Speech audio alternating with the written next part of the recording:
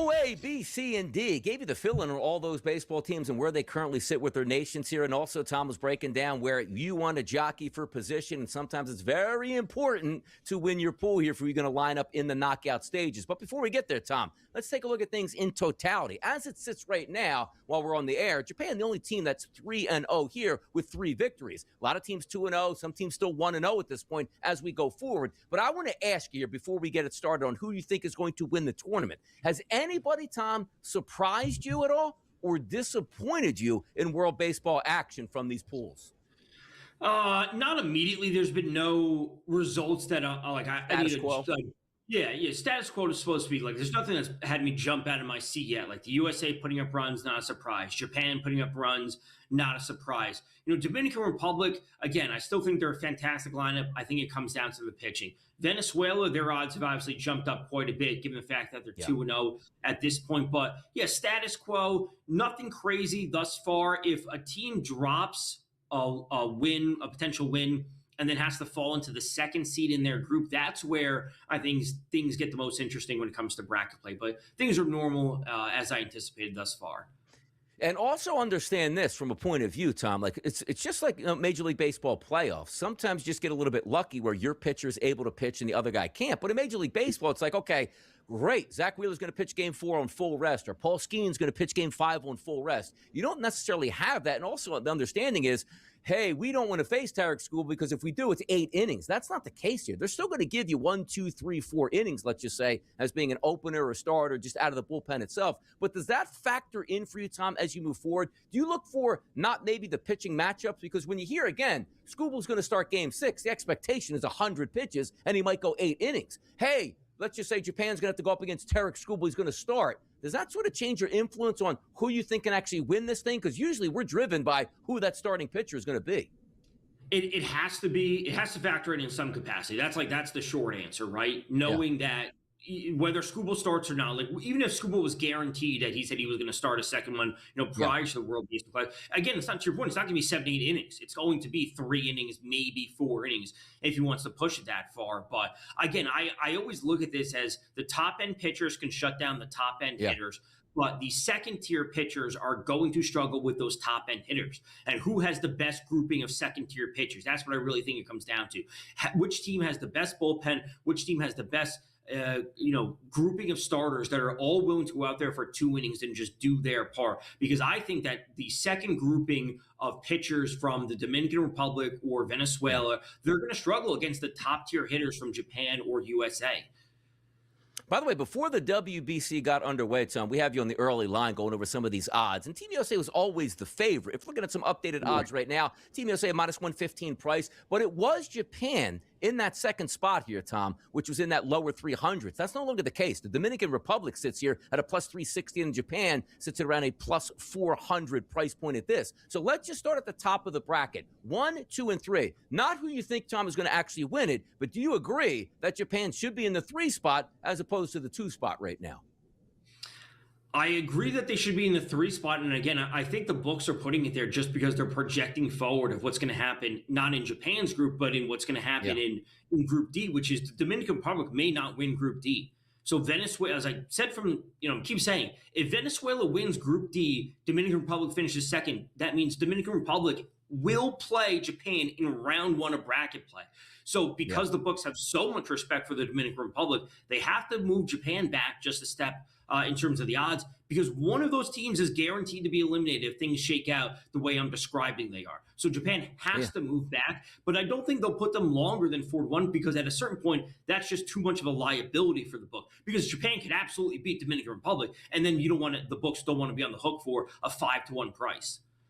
It'll be interesting, too, because, again, we as fans, right, and again, born in the USA, you're going to root for the USA. Same thing if you're born in the Dominican Republic or Japan. But if we look at the top 6 teams here, Tom, with the odds, USA all the way down to Mexico. So you have minus 115 price, the odds-on favorite for USA to win it, and then a 20-1 price on Mexico. If I gave you, forget about winning it all, who do you actually think is going to be there in the final when it's all said and done? Is it USA? Is it just chalk going up against the Dominican? Or can somebody like Puerto Rico just surprise and find their way here into the finals?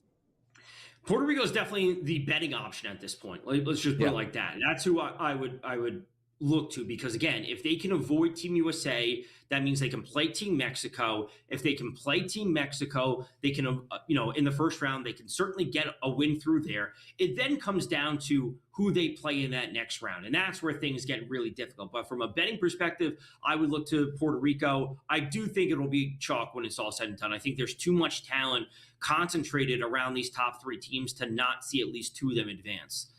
Yeah, it is. It's interesting as it plays out because, again, the U.S. is the favorite here. Just one more quick thing, like in those different prediction markets that you could take a look at, like on Kalshi, like just to make it to the championship game here, Tom, U.S. is trading at 79%. But also, you take a look at, we take a look at FanDuel or DraftKings with the odds market. Number 2, Tom, to make it there is actually Japan at 61%, and then the Dominican is 50%. So if you think the Dominicans can make it there to the final, $100 investment pays back 2 to 1 here. So those different market prices that you can take a look at are certainly interesting here, Tom. But I know another thing that we love to look at, who's actually going to be the MVP? We talk about using the Super Bowl. Like, hey, you could bet on who's going to win the Super Bowl MVP before the playoffs even start, just with expectations. So if you figure Japan's going to win it, it might be a formality that it's Ohtani at a plus 550 price. Or if USA wins it, Aaron Judge's going to play every game. He's probably going to have a couple knocks here. He's at an 8 to 1. Have you taken a look at this market right now where you say, you know what? Is it a favorite, or there's so much talent down the roster that you just have to pick the team that wins and you just might get lucky here? I keep thinking of what happened in the Olympics. That's where my mind immediately went to, seeing Ohtani up there, because I make the correlation that Ohtani's like Connor McDavid, right? Where Connor McDavid won the MVP for the Olympics, even though Canada lost. So if Ohtani goes out there and throughout the rest of the group play and throughout, bracket play, Ohtani home run here, RBI here, almost hit for a cycle, Japan could still lose, but Ohtani could have amazing stats. And that's what I'm thinking about. Will they award someone the MVP, even though it's done in a losing effort? Because there's a chance that Ohtani leads the entire WBC in home runs, RBIs, this, that, the other thing. But again, there's a chance that they don't win it. So I wouldn't bet on a Team USA player just because I think there's too much talent. I would rather go much further down the odds board and pick someone, like Vladdy or like Caminero, who already has a home run, right? I would rather pick someone like that, or just go straight to Ohtani, because it's either going to be a surging effort by Caminero, or it's going to be Ohtani just as the chalk, and he puts up insane numbers. I'll tell you a bad investment as this graphic's up on the board here, Tom. One of those players that we're looking at right here, of those 10, aren't like the others here. And in the regular season and the playoffs, maybe you would go a different direction. But, Tom, how would Paul Skeens win it at 20 to 1? Like if he pitches 3 or 4 innings in a start, and then maybe comes in for relief, or maybe gets a second start and pitches 3 innings, and I don't care, Tom, if he goes 6 innings and doesn't give up an earned run. How can he win MVP? Who would bet 20 to 1 on Paul Skeens to be MVP? How's that happen? It's a bit tough because he's yet to make a start, right? And we're getting players around him that have already hit home runs, but he would have to have a great start in group play for Team USA coming up. And then presumably he would be in line to start the championship game, I believe, 3 rounds of bracket play. It would be Webb, potentially Skubal, and then Skeens again. That would be the only thing setting him up. But to your point, we're not getting 7 innings out of Paul Skeens. If I knew I could get 6 innings out of Paul Skeens, would I be interested? Sure, but I'd rather take Schwarber or Judge, who already have home runs. Yeah, and we take a look at the odds market, and again, in the predictive markets, Tom, you can take out contracts on some of these players, because if you feel Ohtani's the best player right now and he's trading at 31%, let's call it a Kalshi, if he hits a home run in the next game, that probably jumps up to 40%, and that ticket already is profitable here, as opposed to maybe not getting a cash-out option, let's just say on FanDuel and or DraftKings. But a lot of superstar players bunched together with great pricing here, but as we just pointed out, couldn't be hard for Skeens to win it, unless Skeens goes, hey, give me 7 innings in the final, it's a 1-0, and you have to give it. But Skeens certainly won't get any of my money at 20 to 1. We're looking for the big boppers here, jacking home runs out of the ballpark here. Pro Baseball Today. Tom Vecchio, Donnie right side. We'll be right back after this short break.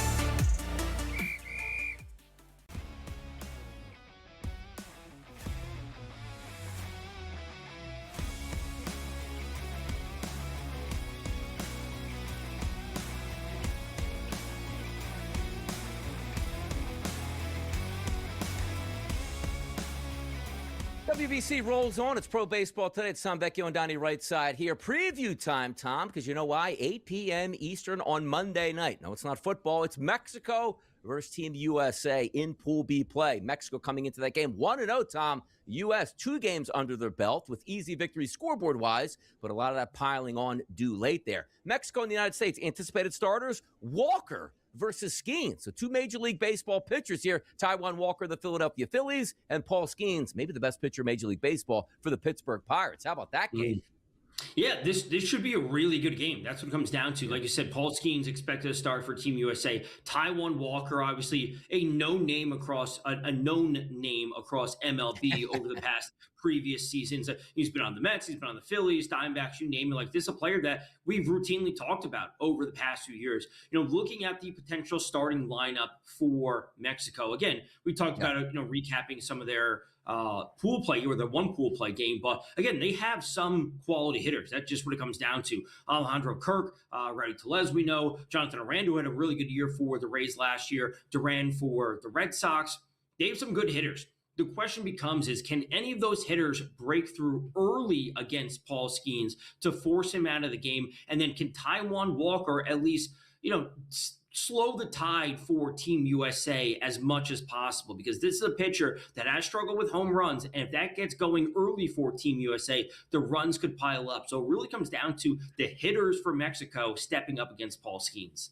Now, here's the interesting part, though, Tom, because Sunday, I should say, I have probable pitchers here listed for Mexico as Taijuan Walker because they're going to play a game before they take on U.S. So maybe that switches it up because we don't have the confirmations just yet, I don't believe. So that might change things a bit. If Taijuan Walker, Tom, let's just say does go on Sunday, does that change your opinion on Monday for Mexico? Because now you're getting in a little bit deeper in that pitching strategy where the U.S., they're going to be full go starting pitching with Paul Skeens no matter what, or maybe it sort of tax that bullpen a bit or change some of these IDs because, again, Mexico's only got 1 game so far. By the time they take on the U.S., they will have 2 games under their belt. Okay, so that's certainly interesting. If Taijuan Walker, here's the question, Donnie. Are they going to, if they throw Taijuan Walker for game 2, are they saying that because they play, who are they playing in this matchup? They're playing Brazil, I believe. Easy right? game.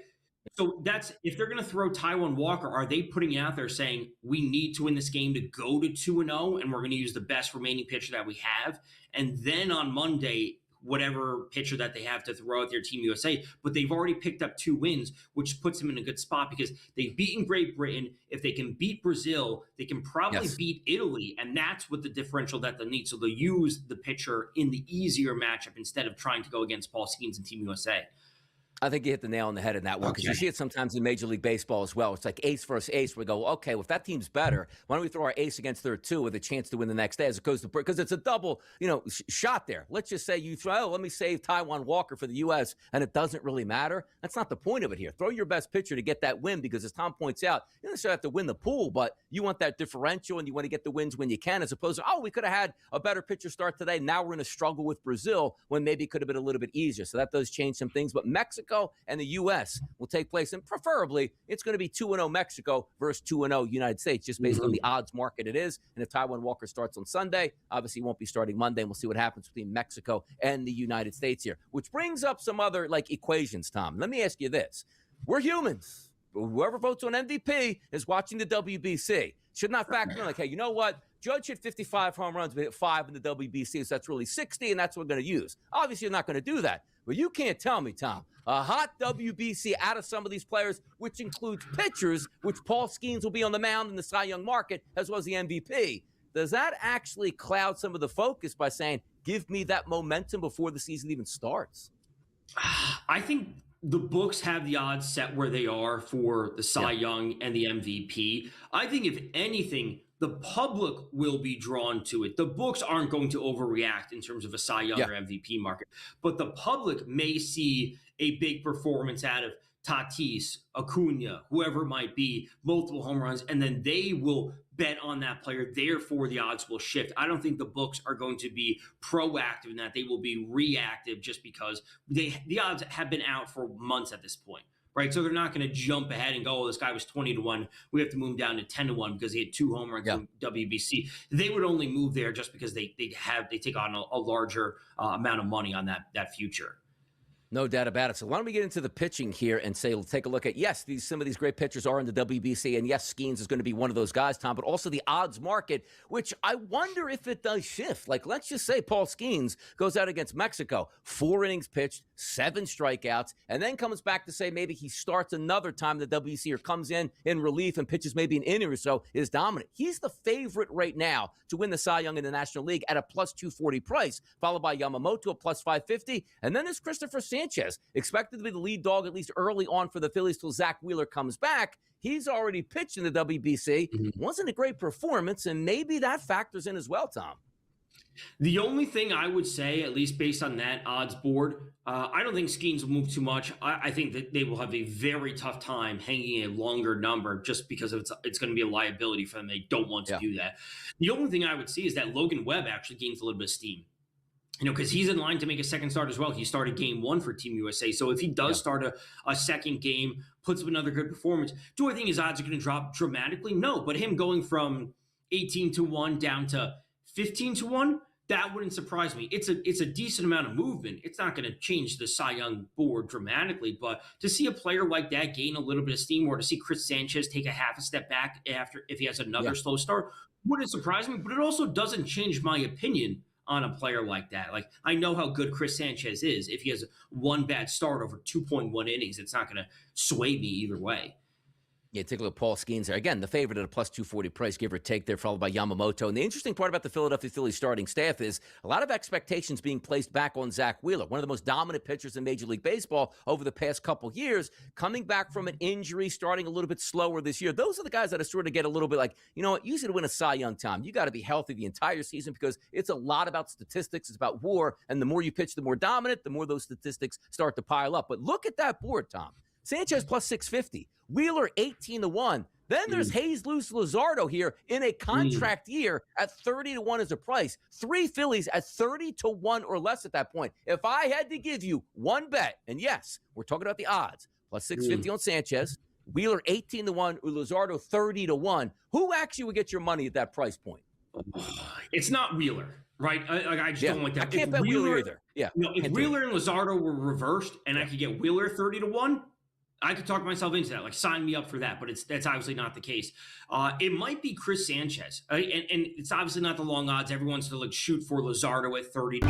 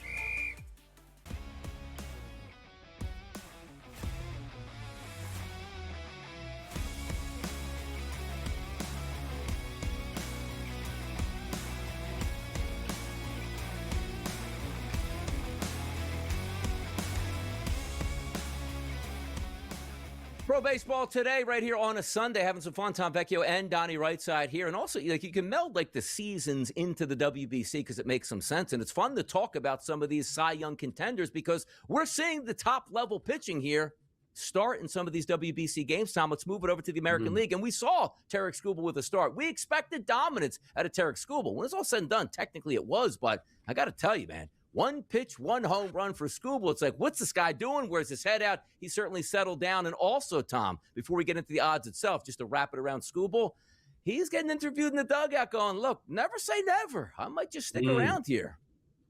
Yeah, as this graphic is showing, he's saying that he may consider pitching again for Team USA and the World Baseball Classic. And, frankly, I want to see him stay. I think most people want to see him stay. That would put him in line for the semifinal game in bracket play if the USA were to make it that far. And again, getting 3, maybe 4 innings out of Skubal is better than anything that the U.S. can throw out there outside of Skeen. So that's what we want to see. But if not, he's going to return to the Tigers. But honestly, Donnie, maybe he doesn't even start. Like you said, at the top, maybe he just sticks around and he could come out of the bullpen for relief. 1 inning and a Skubal at a relief would still be fine. It keeps him on track for his pitching program and his ramp up towards the season. I would like to see him stay and pitch in some capacity that he's willing to pitch in.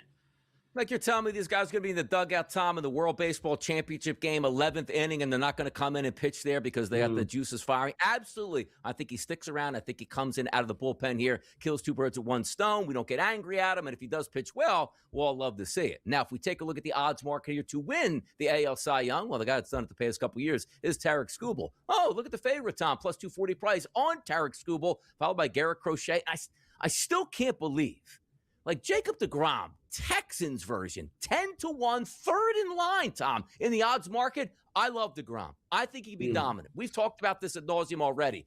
I just don't think he stays healthy the entire season enough to be the Cy Young. I don't either.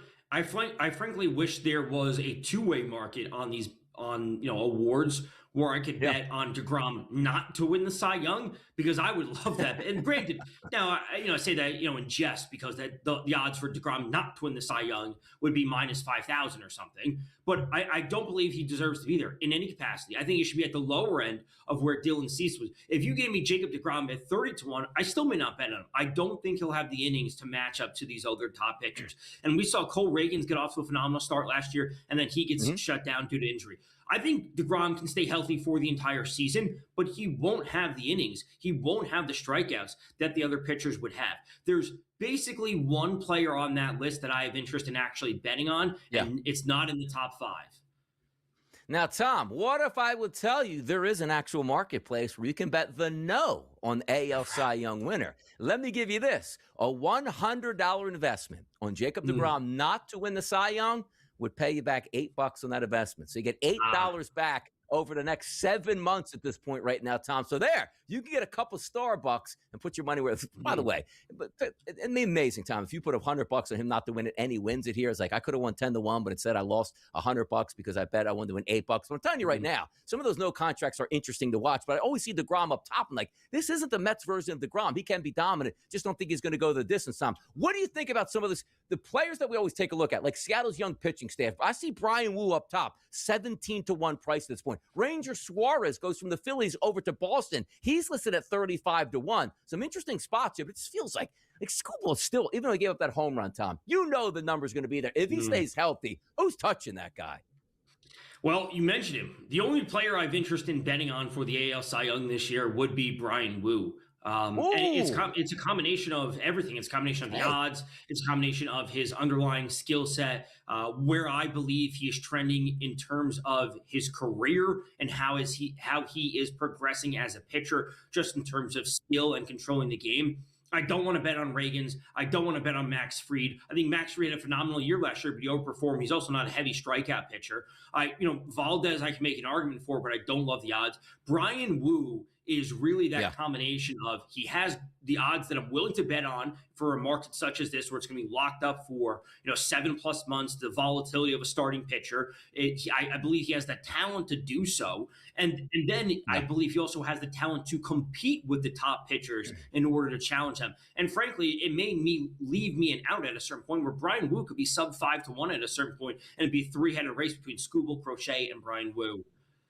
Maybe a three-headed race or a four-headed race in Seattle, Tom. We're expecting them to do some pretty good things this year. Wu is 17-1. Gilbert is 22-1. Then you take a look at down the list, George Kirby at 35-1, and our good friend Luis Castillo at 70-1. Tom Vecchio, Donnie right side, right back after this short break.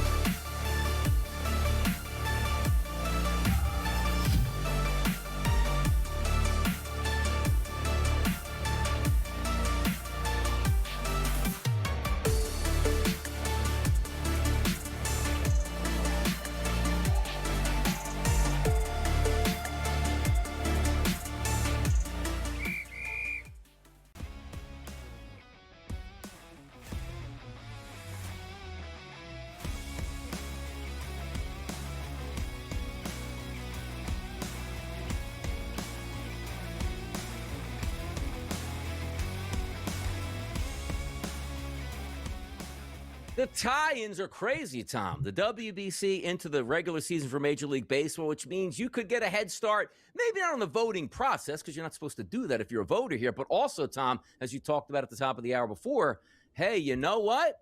It just might be able to get you that jump start where you might have a slow April that you typically have, and all of a sudden you get 3 home runs in the first week, and away you go. Let's take a look at the AL MVP market, because the guy already hitting home runs in the WBC, it's Aaron Judge. A plus 185 price. Knocked off Cal Raleigh last year, and Cal Raleigh, not even second in line here. It's actually Bobby Witt Jr., rightfully so, at a plus 450 price. Cal's at 7-1. Julio Rodriguez here, his partner in crime in Seattle, at a 12-1 price here, Tom. But let's start with Aaron Judge up top, plus 185. Swing is back. Looks good already. He's the favorite.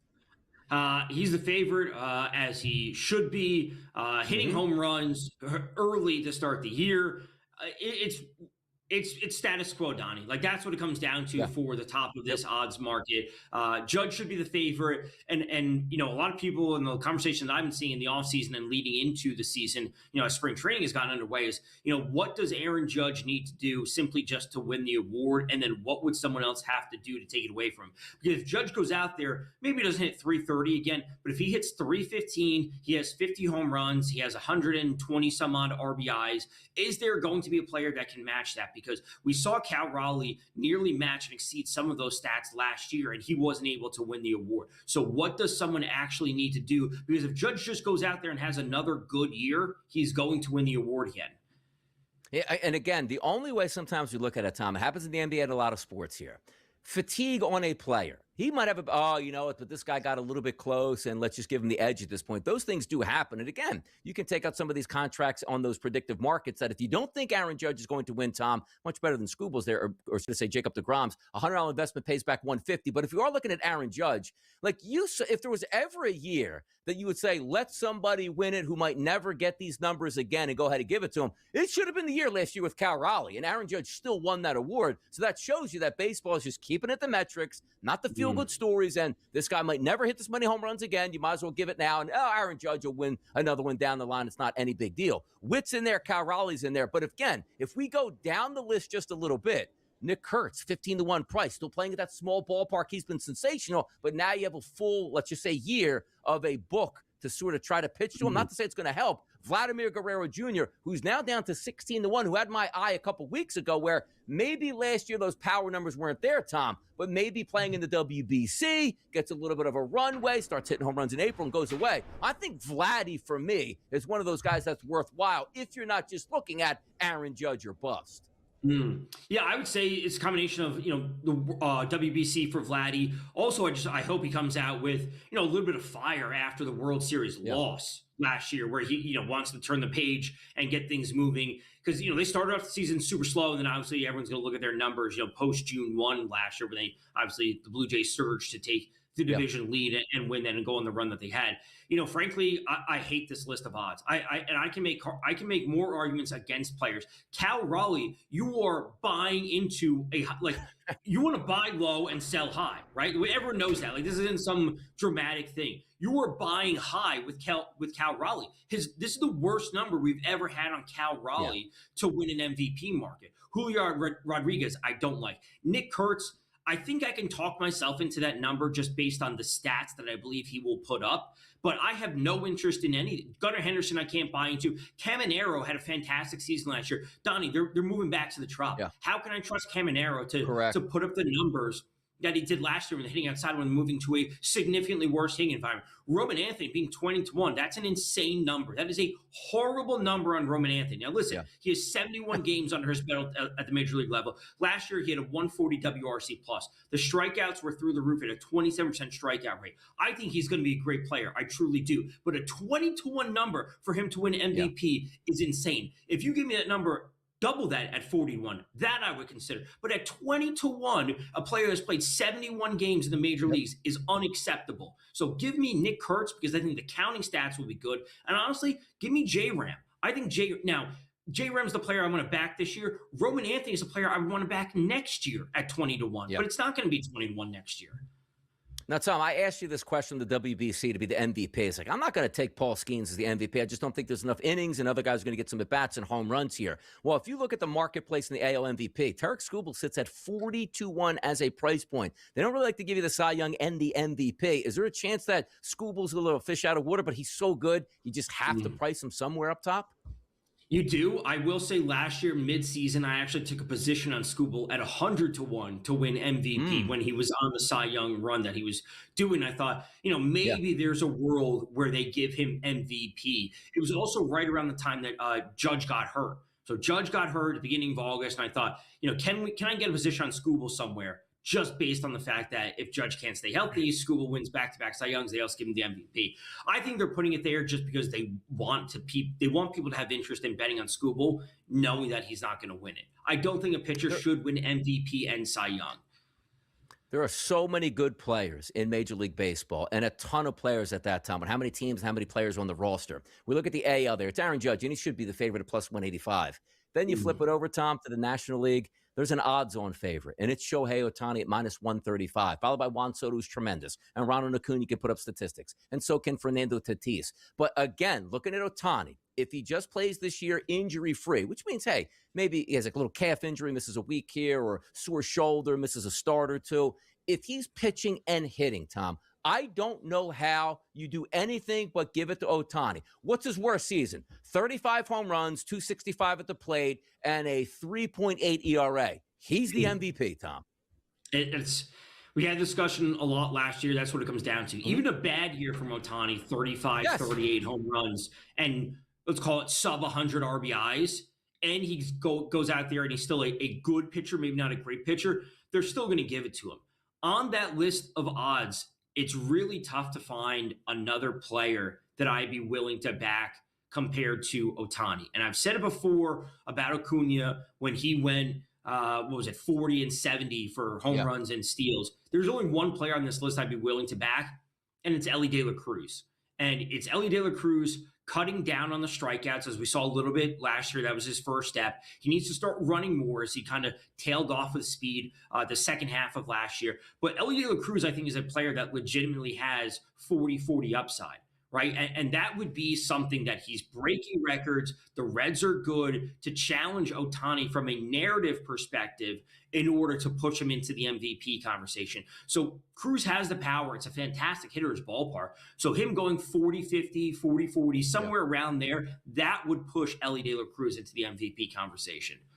And by the way, with like Shohei Ohtani, like these guys are playing in the WBC. He looks really good. You start to go down that list just a little bit, and it starts last night if you were watching that game against Great Britain. Schwarber already. And as Tom pointed out, and he's right about this, when the weather starts getting warmer, Schwarber starts to heat up. If he starts the season, let's just say the Major League Baseball leader in home runs through the month of April, then you have to watch out. But it's fun to see these players starting and getting that swing plane in line, where Schwarber sits at 30-1 as the MVP to open the season. And if he does, he already hit a home run. Maybe it's 2 more in the WBC. That's going to give players, or should I say bettors or handicappers, a chance with his surge before it gets too high. Right. And this is what it's like. You can have fun with the WBC, but you should also be paying attention to these little things. A player starting off hotter because they're facing high-level pitching in high-stress environments, significantly different than spring training. If that gives them a 1 or 2 or 5% edge to start MLB season, that's important. And listen, if Kyle Schwarber doesn't end up winning the award, but if you bet him at 30-1 now, and when April 1st rolls around the start of the season, and all of a sudden he's down to 20-1, you still have a better number. You may not win the bet, but you're still ahead of the curve. That's what's important. Tom, how about your best friend down there, Matt Olson, 80-1? You got a lot of love for that guy. How about a bounce back here? MVP chance, Braves win the division, and there you go. My guy, Matt Olson, of course. I would take the Braves to win a division before I bet on a specific player from that team. I think they're all due for a bounce back year. Healthy seasons from him, Acuna, and Austin Riley. That lineup has plenty of power. WBC, Major League Baseball on a Sunday. It's how we get down on pro baseball today. More fun next after this short break.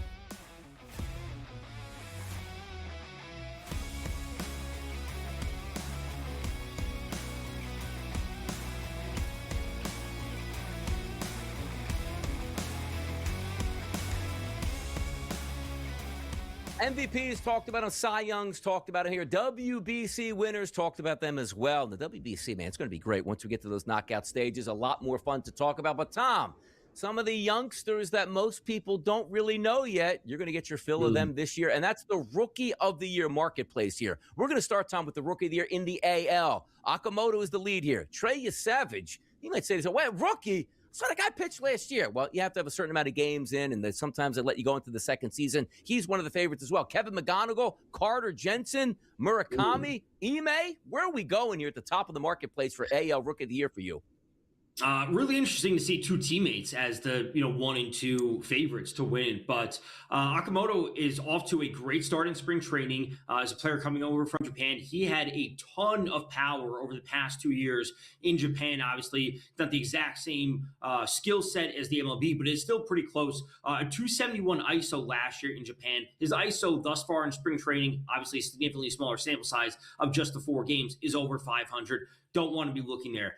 Kevin McGonigal for the Tigers, I think, is the betting favorite, or should be the betting favorite, and would be my bet to win AL Rookie of the Year. There's just too much volatility to truly trust a pitcher like Savage, or really any pitcher to win AL Rookie or NL Rookie of the Year. But McGonigal is the combination of a player that can put up the counting stats, will have a consistent and solid role in a good Tigers lineup, Donnie, that you and I both really like for hitters that the Tigers have.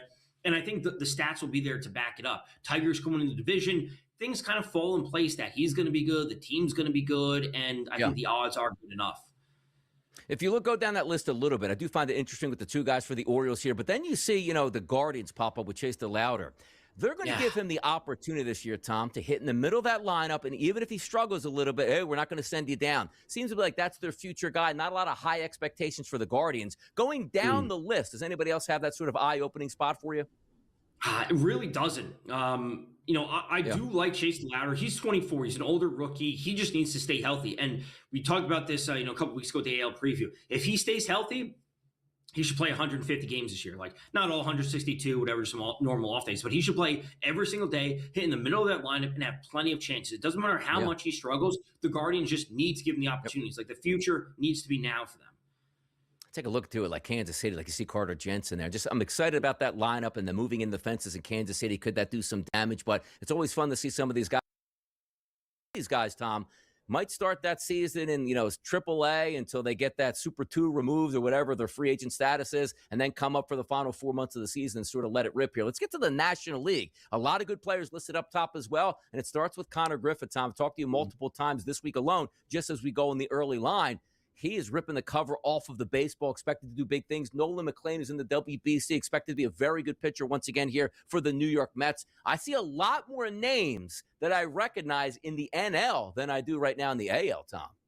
Yeah, we have some of these players that we know or pitched a little bit last year. Bubba Chandler, Logan Henderson. Again, I think it's tough to trust a pitcher for a Rookie of the Year, just knowing that they may scale down his innings at a certain point, or they may limit them to a certain aspect. I think Bubba Chandler is really should be a fantastic pitcher. Same thing with Logan Henderson. To me, I like Carson Binge for the New York Mets, especially where the betting odds are. Now, listen, if I had to pick a player to win it, I truly think Connor Griffin will win the award, but I don't necessarily want to bet on him to win the award. Carson Binge is the combination of, again, a player that could play every day for the Mets, is going to be hitting in a great lineup, and I also believe the Mets will be good and will have the counting stats. It's kind of the same thing as Kevin McGonigal, where the stats, the combination of the team, potentially winning the division, all fall in line for the Mets. We got to remember, the Mets are the favorites to win the NL East, despite the fact that I don't think they should be. And I like the Braves as a bet to win the NL East. The Mets are the current favorite. So everything falls in line for Carson Binge to do the same thing as Kevin McGonigal, where we have good odds,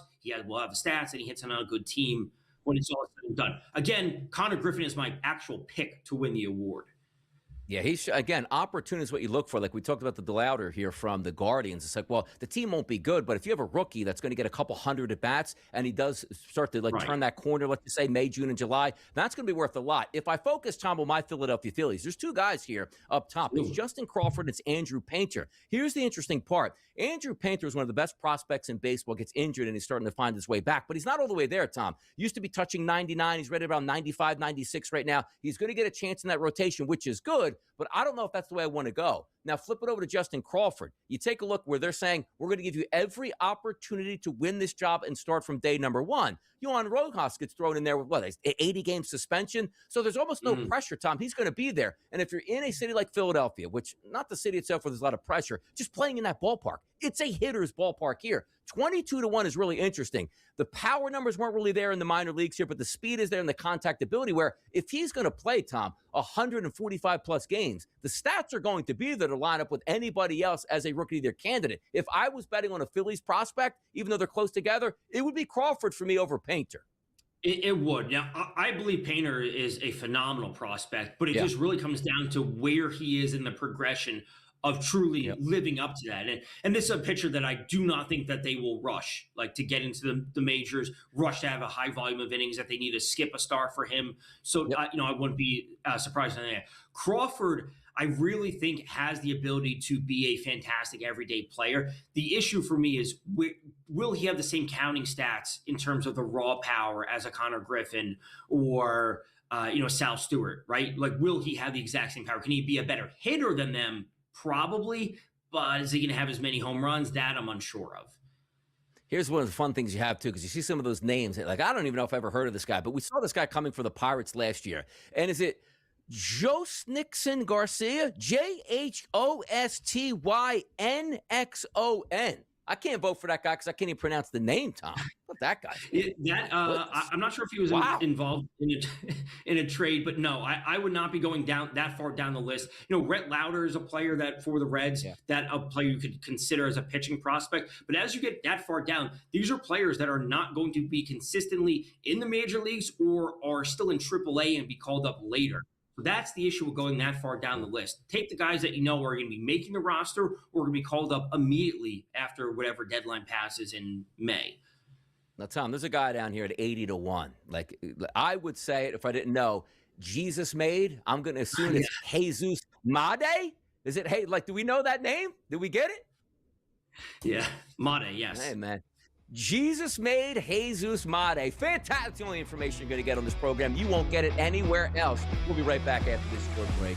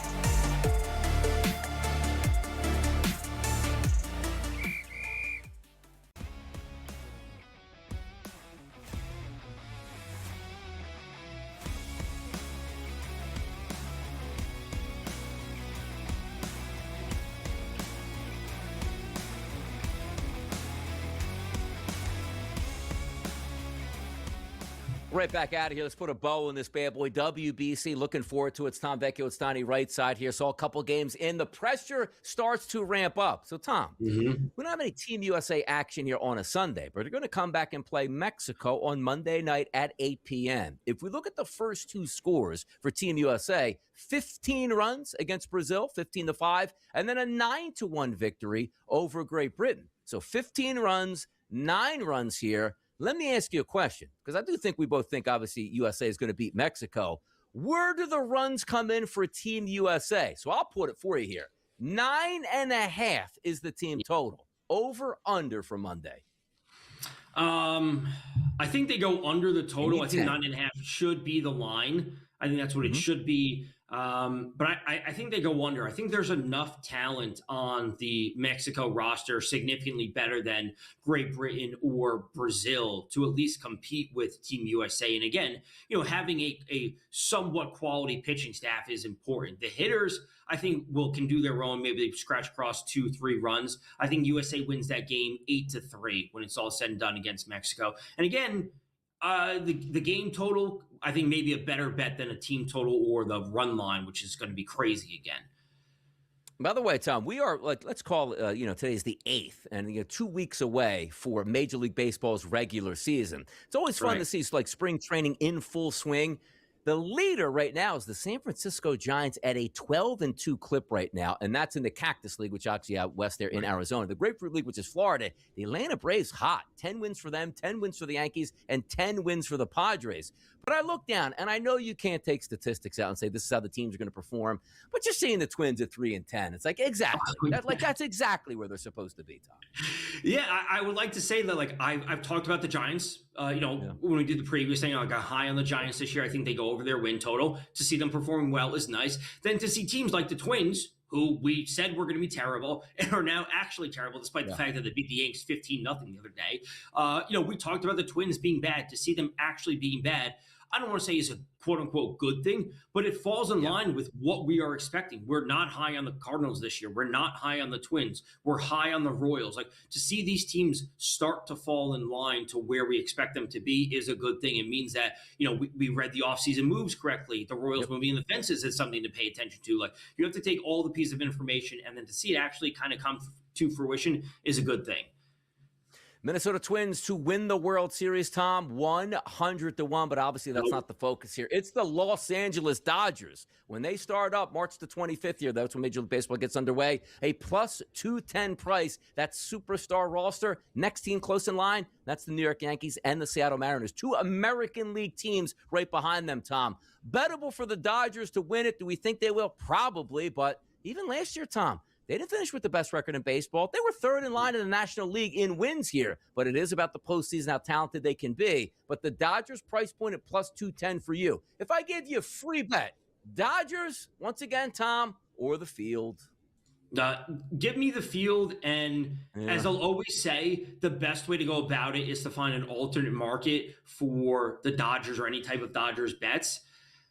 I mean, it always comes down to the NLCS. And you can bet these exact outcomes on the NLCS, at least on FanDuel. They have them posted. If you look at the Dodgers to beat the Mets is 9.5-1. Dodgers to beat the Phillies is 11-1.